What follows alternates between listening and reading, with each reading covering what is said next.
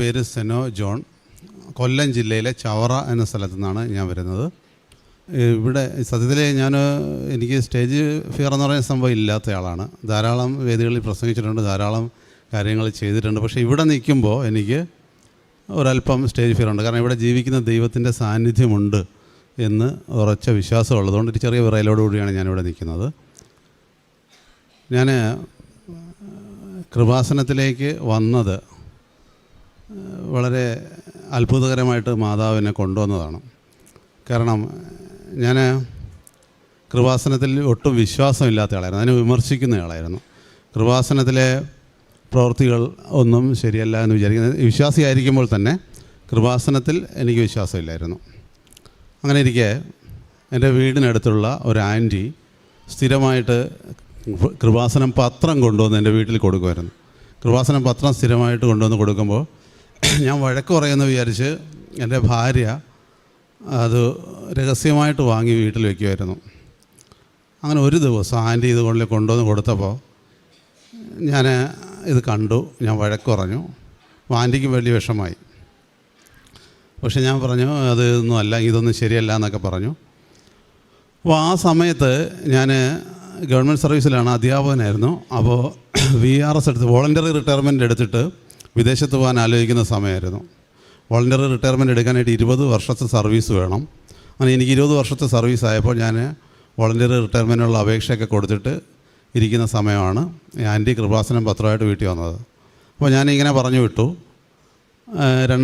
മൂന്നാമത്തെ ദിവസം ഒരു അറിയിപ്പ് വന്ന സ്കൂളിൽ നിന്ന് എൻ്റെ ആദ്യത്തെ 5 വർഷത്തെ സർവീസ് പാർട്ട് ടൈം സർവീസാണ്. അതുകൊണ്ട് എനിക്ക് VRS കിട്ടില്ല. കാരണം 17.5 വർഷം മാത്രമേ സർവീസ് കൗണ്ട് ചെയ്യാൻ പറ്റുള്ളൂ എന്ന് പറഞ്ഞതുകൊണ്ട് എനിക്ക് VRS കിട്ടില്ല എന്ന് അറിയിപ്പ് കിട്ടി. ഞാൻ ആപ്പാടെ വിഷമത്തില്ല, എൻ്റെ സ്വപ്നങ്ങളൊക്കെ തകർന്നു. അപ്പോൾ ഞാൻ വിചാരിച്ചു ഇനി ഇതുകൊണ്ടാണോ, മാതാവിന് എതിരായിട്ട് പറഞ്ഞതുകൊണ്ടാണോ എന്ന് ഞാൻ ചിന്തിച്ചിട്ട് ഞാൻ അനുതപിച്ചു പ്രാർത്ഥിച്ചു. അടുത്ത ഞായറാഴ്ച പള്ളിയിൽ പോകുമ്പോൾ അവിടെ നിന്നിങ്ങനെ തിരിച്ച് വരാൻ നേരത്ത് അവിടെ നിന്ന് കേട്ടൊരു പാട്ട് അതിന് മുമ്പ് ഞാൻ കേട്ടിട്ടില്ല, അതിന് ശേഷവും കേട്ടിട്ടില്ല. മക്കൾക്കായി രക്തക്കണ്ണീർ വാർത്ത് പ്രാർത്ഥിക്കുന്ന മാതാവിനെ നിന്ദിക്കരുതേ എന്നർത്ഥം വരുന്ന വരികളായിരുന്നു ആ പാട്ടിലുണ്ടായിരുന്നത്. ആ വരികൾ ഞാൻ അതിന് മുമ്പും കേട്ടിട്ടില്ല, അതിന് ശേഷവും കേട്ടിട്ടില്ല. അപ്പോൾ അത് കേട്ടപ്പോൾ ഞാൻ ശരിക്കും അനുതപിച്ചു പ്രാർത്ഥിച്ചു. എന്തായാലും എനിക്ക് തിരിച്ചയക്കേണ്ടിരുന്ന എൻ്റെ പേപ്പർ അവരൊന്നുകൂടെ കൺഫേം ചെയ്യാൻ വേണ്ടി വിദ്യാഭ്യാസ ഡയറക്ടറുടെ ഓഫീസിലേക്ക് വിളിച്ച് ചോദിച്ചപ്പോഴത്തേക്ക് ഉറപ്പ് പറഞ്ഞു. ഞാൻ ഹിന്ദി അധ്യാപകനാണ്. ഹിന്ദി അധ്യാപകർക്ക് ആദ്യത്തെ ഈ പാർട്ട് ടൈം സർവീസും ഫുൾ ടൈമായിട്ട് പരിഗണിക്കാൻ പറ്റും. അങ്ങനെ എനിക്ക് 20 വർഷം സർവീസ് ഉണ്ടെന്ന് കൗണ്ട് ചെയ്തു. അപ്പോൾ എനിക്കത് അനുവദിച്ച് കിട്ടി. ഞാൻ ഇവിടെ വന്നു, മാതാവിൻ്റെ അടുത്ത് വന്നു, പ്രാർത്ഥിച്ചു. ഉടമ്പടിയൊന്നും എടുത്തില്ല, പ്രാർത്ഥിച്ചു, തിരിച്ചു പോയി. അപ്പോൾ അതിനോടൊപ്പം നമ്മൾ സർവീസിൽ നിന്ന് റിട്ടയർ ചെയ്യുമ്പോൾ AG's ഓഫീസിൽ നിന്ന് വെരിഫിക്കേഷൻ റിപ്പോർട്ട് വരും. വെരിഫിക്കേഷൻ റിപ്പോർട്ട് വന്നപ്പോൾ അപ്രാവശ്യം വളരെ അസാധാരണമായിട്ടൊരു പരാമർശം അതിലുണ്ടായിരുന്നു. എൻ്റെ ഒരു ശമ്പള പരിഷ്കരണത്തിൽ കുറവ് വന്നിട്ടുണ്ട്, ഒരു അനോമലി വന്നിട്ടുണ്ടായിരുന്നു. അത് പരിഹരിച്ച് അതിനകത്ത് കൂടുതൽ കിട്ടാൻ അർഹതയുണ്ട്, അത് എൻ്റെ കുടിശ്ശിക അടക്കം നൽകണം എന്നതിൽ പരാമർശം ഉണ്ടായിരുന്നു. അങ്ങനെ എനിക്കൊരു 3,30,000 രൂപയോളം പ്രത്യക്ഷത്തിൽ തന്നെ അധികമായിട്ട് കിട്ടി. അത് മാതാവിൻ്റെ ഒരു കൃപയാണ്. അപ്പോൾ എനിക്ക് ഉറച്ച ബോധ്യം വന്നു, മാതാവ് ഇടപെടുന്നുണ്ട്, മാതാവുണ്ട് എന്ന് ഉറച്ച ബോധ്യം വന്നു. ഞാനിവിടെ വന്നു. 2023 സെപ്റ്റംബർ 12-ാം തീയതി ഞാനിവിടെ വന്നിട്ട് ഉടമ്പടി എടുത്തപ്പോൾ 6 നിയോഗങ്ങൾ വയ്ക്കാമല്ലോ. അതിൽ വെച്ച ഒരു നിയോഗം എന്ന് പറഞ്ഞാൽ ഞാൻ പോകണമെന്ന് ആഗ്രഹിക്കുന്ന വിദേശ രാജ്യത്തിൻ്റെ പേര് ഞാൻ എഴുതിയിട്ടു. അതുവരെ ആ രാജ്യത്ത് പോകാൻ വേണ്ടി ഞാൻ ഒരൊറ്റ ഏജൻറ്റിനെ കണ്ടിട്ടില്ല. ലോട്ടറി ടിക്കറ്റ് എടുക്കാത്തവൻ ലോട്ടറി അടിക്കണമെന്ന് പ്രാർത്ഥിക്കുന്ന പോലെയാണ്. ഞാൻ എഴുതിയിട്ടു, വെറുതെ എഴുതിയിട്ടു. മാതാവേ ആ രാജ്യത്തേക്കുള്ള വിസ എനിക്ക് തരണമെന്ന് എഴുതിയിട്ടു. അടുത്ത ദിവസം കൃത്യം സെപ്റ്റംബർ 13-ാം തീയതി ആ രാജ്യത്തേക്ക് ആളുകളെ അയക്കുന്ന ഏജൻറ്റ് എന്നെ വിളിച്ചു, എൻ്റെ മകനെ വിളിച്ചു. എന്നിട്ട് ഞങ്ങളവിടെ കണ്ടിട്ട് സംസാരിച്ചു. അദ്ദേഹം ഉറപ്പ് തന്നു. ഇപ്പോൾ രണ്ടാമത് ഞാൻ ഉടമ്പടി പുതുക്കിയത് ഈ മാർച്ച് 12-നാണ്. അപ്പോഴേക്കും എനിക്ക് പോകാനുള്ള എല്ലാ പേപ്പറുമായി. എനിക്കിപ്പോൾ ഉടനെ തന്നെ പോകാൻ പറ്റും. മാതാവിൻ്റെ കൃപയാണ്.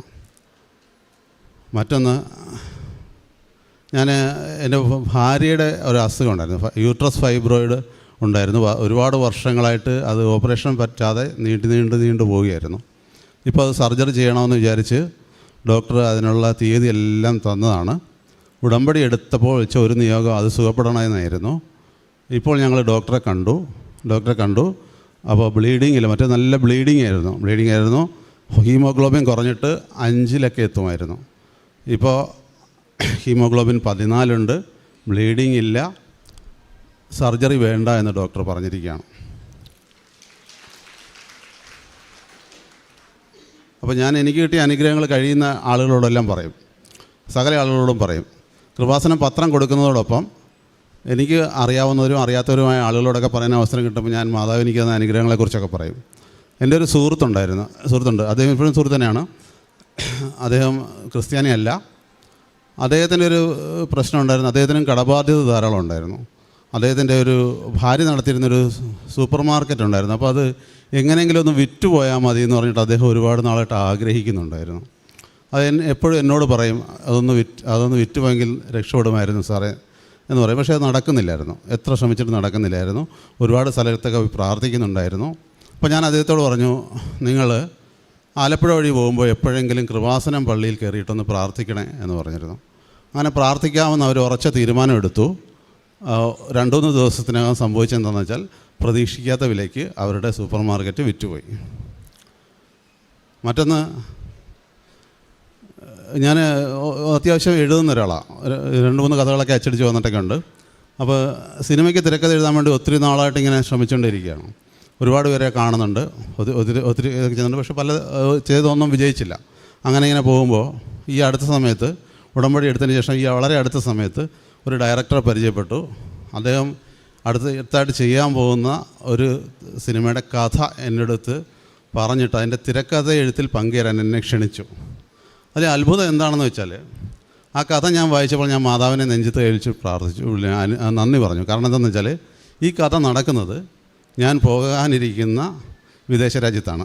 ഇത് ഡയറക്ടർക്ക് അറിഞ്ഞൂടാ. എനിക്ക് അവിടെ പോയിരുന്നുകൊണ്ട് ഇത് എഴുതാൻ പറ്റും, ലൊക്കേഷൻ കണ്ടുകൊണ്ട് എഴുതാൻ പറ്റും. മാതാവ് അത്ര ഭംഗിയായിട്ട് കാര്യങ്ങൾ എനിക്ക് അറേഞ്ച് ചെയ്ത് തരുന്നുണ്ട്. അപ്പോൾ ഇതൊക്കെയാണ് ഭൗതികമായിട്ട് എനിക്ക് ലഭിച്ചുകൊണ്ടിരിക്കുന്ന അനുഗ്രഹങ്ങൾ.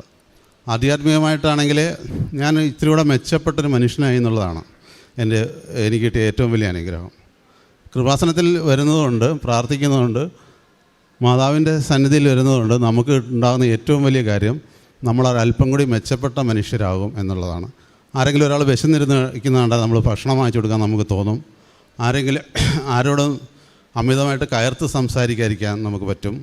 നമ്മുടെ ദേഷ്യം എന്നുള്ള സംഗതി കുറഞ്ഞു വരും. അങ്ങനെ നമുക്ക് മറ്റു മനുഷ്യരെ മനസ്സിലാക്കാൻ പറ്റും, മറ്റുള്ളവർക്ക് വേണ്ടി പ്രാർത്ഥിക്കാൻ പറ്റും. ഇങ്ങനെ ധാരാളം എണ്ണമറ്റ അനുഗ്രഹങ്ങൾ മാതാവ് നൽകിക്കൊണ്ടേയിരിക്കുകയാണ്. അപ്പോൾ മാതാവിനും തിരുക്കുമാരനും 1000 നന്ദി.